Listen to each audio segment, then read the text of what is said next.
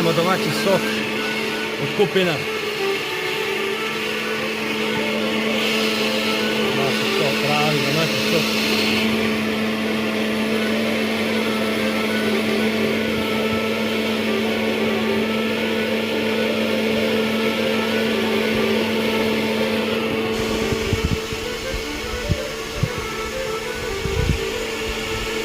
Kupine organika, bez šećera, bez aditiva, bez ičega.